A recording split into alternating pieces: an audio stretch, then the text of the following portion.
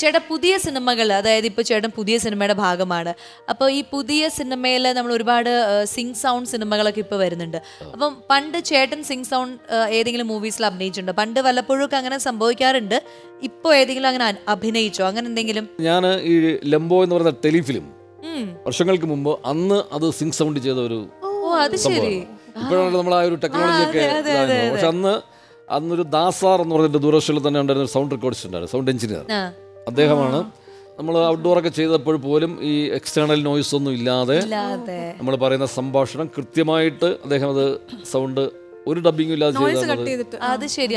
അതുകൊണ്ടാണ് അത് അന്ന് വളരെ നാച്ചുറലായിട്ട് ആളുകൾക്ക് തോന്നിയത്. എന്നാലും നമുക്കൊരു പുതിയ അറിവായിരുന്നു അത്, അല്ല ആ ഒരു കാലത്ത് ഇങ്ങനെ ചെയ്തു എന്നുള്ളത്. ശരി, അപ്പൊ അനിതയുടെ ഫേവറേറ്റ് ആയിട്ടുള്ള ഇപ്പൊ റീസെന്റ് കണ്ട സിനിമകൾ, ക്യാരക്ടേഴ്സ്, അല്ലെങ്കിൽ മ്യൂസിക് ഡയറക്ഷനിൽ ഇൻസ്പയർഡ് ആയിട്ടുള്ള ആരൊക്കെയാണ്? മ്യൂസിക് ഡയറക്ഷൻ ഇൻസ്പയർഡ് ആയിട്ടുള്ള ഒബ്വിയസ്ലി നമ്മുടെ പ്രായത്തിലുള്ള എല്ലാവർക്കും എ ആർ റഹ്മാൻ. പിന്നെ അതിന് മുന്നേ രാജാ സാറ്. പിന്നെ എനിക്ക് ശരിക്കും സലീൽ ചൗധരി എന്ന ഒരു മ്യൂസീഷ്യൻ ഭയങ്കര ഇഷ്ടമുള്ളൊരു കാര്യം. അദ്ദേഹത്തിൻ്റെ ഏത് പാട്ടെടുത്താലും ഭയങ്കര ഒരു നോവൽ ഫീലാണ്, ഒരു പുതുമ എല്ലാ പാട്ടിലും ഉണ്ട്. അതെനിക്ക് ഭയങ്കര ഇഷ്ടമാണ്. പിന്നെ ആർട്ടിസ്റ്റുകൾ ഒരുപാട് പേരുണ്ട്. നുസ്രത് ഫത്തേ അലി ഖാൻ സാഹബ്, ആബിദ പർവീൻ.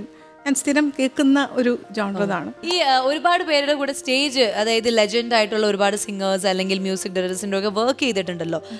ആരുടെയൊക്കെ കൂടെയാണ് അങ്ങനെ ഒരു ഭാഗ്യം? ഉദിത് നാരായണൻ പ്ലേബാക്സ്. ഞാൻ സ്റ്റേജ്, പിന്നെ ആതിഫ് അസ്ലം അദ്ദേഹം, പിന്നെ സാധന സർഗംജി, നമ്മുടെ ചിത്ര ചേച്ചി, പിന്നെ SPB സാറുമായിട്ട് സ്റ്റേജിൽ ഷെയർ ചെയ്യാൻ, ജിമ്മ അവാർഡ്സില്.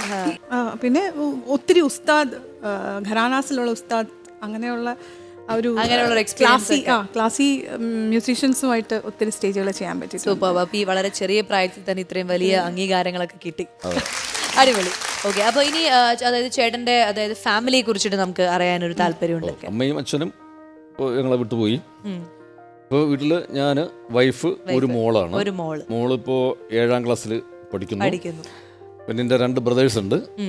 പിന്നെ ഒരു ജ്യേഷ്ഠനും ഒരു അനുജനും. പിന്നെ അവരുടെ ഫാമിലിയൊക്കെ അവർ സെപ്പറേറ്റ് ആയിട്ട് താമസിക്കുന്നു. പിന്നെ ഒരു വലിയൊരു അടുത്ത കാലത്താണ് എൻ്റെ വൈഫിൻ്റെ മദറും ഞങ്ങളെ വിട്ടുപോയത്. അത് ഈ കഴിഞ്ഞ ജനുവരി 12-ാം തീയതി ആയിരുന്നു. അതൊരു ഇഞ്ചക്ഷൻ എടുത്തപ്പോൾ അതിൻ്റെ ഒരു റിയാക്ഷനിൽ കോവിഡിന്റെ ബൂസ്റ്റർ അല്ല ഒരു ആന്റിബയോട്ടിക് ഇഞ്ചക്ഷൻ എടുത്തതാണ്.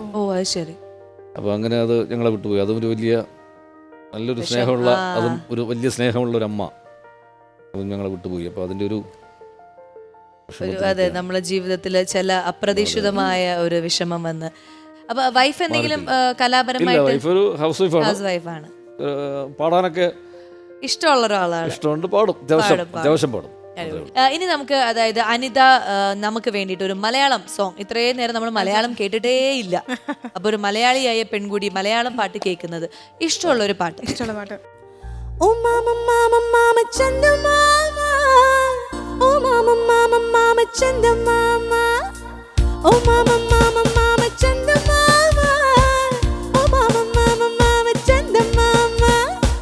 ഒരു നോട്ടം കണ്ടേയുള്ളൂ, ഒരു ഗാനം കേട്ടേയുള്ളൂ, പുതിയാൽ ഞാൻ കൊഞ്ചിപ്പോയി ചന്ദമാമ. ഒരു നോട്ടം കണ്ടേയുള്ളൂ, ഒരു ഗാനം കേട്ടേയുള്ളൂ, പുതിയാൽ ഞാൻ കൊഞ്ചിപ്പോയി ചന്ദമാമ.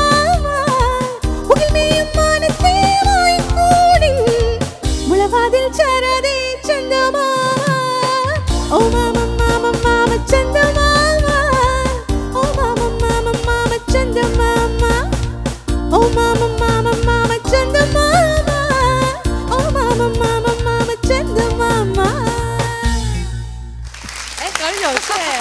നമ്മളിങ്ങനെ ഡാൻസ് ചെയ്ത് ഉത്സാഹഭരിതരായിട്ട് വന്നപ്പോഴേക്കും പാട്ട് നിർത്തി. പക്ഷെ അസലായിരുന്നു ഈ പാട്ട്. നമ്മൾ വിഷ്വലില്, അതായത് ഈ സിനിമ ഇറങ്ങുന്നതിന് മുമ്പ് തന്നെ ഈ പാട്ട് അങ്ങ് ഹിറ്റ് ആയതായിരുന്നു. അപ്പൊ അന്ന് മുതൽ ഈ വിഷ്വല് കാണുമ്പോൾ ഭയങ്കര രസമുള്ള ഒരു എനർജറ്റിക് വോയിസ്, അല്ലെങ്കിൽ അങ്ങനത്തെ ഒരു പാട്ടായിരുന്നു. സൂപ്പർ.